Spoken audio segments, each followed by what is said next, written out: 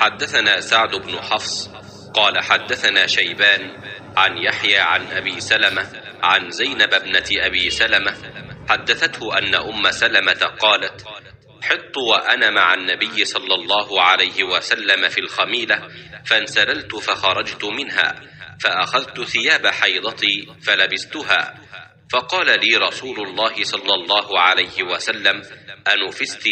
قلت: نعم، فدعاني فأدخلني معه في الخميلة.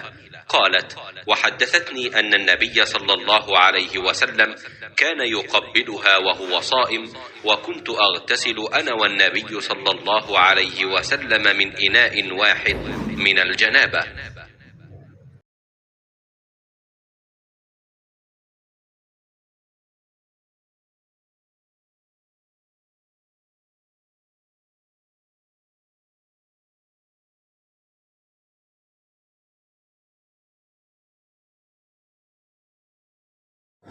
میں نبی کریم صلی اللہ علیہ وآلہ وسلم کے ساتھ چادر میں لیٹی ہوئی تھی کہ مجھے حیض آ گیا، اس لیے میں چپکے سے نکل آئی اور اپنے حیض کے کپڑے پہن لیے۔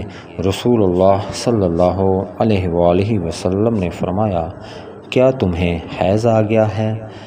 میں نے کہا: جی ہاں۔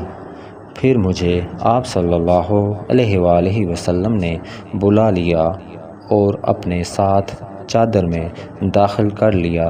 زینب نے کہا کہ مجھ سے ام سلمہ رضی اللہ عنہا نے بیان کیا کہ نبی کریم صلی اللہ علیہ وآلہ وسلم روزے سے ہوتے اور اسی حالت میں ان کا بوسہ لیتے، اور میں نے اور نبی کریم صلی اللہ علیہ وآلہ وسلم نے ایک ہی برتن میں جنابت کا غسل کیا۔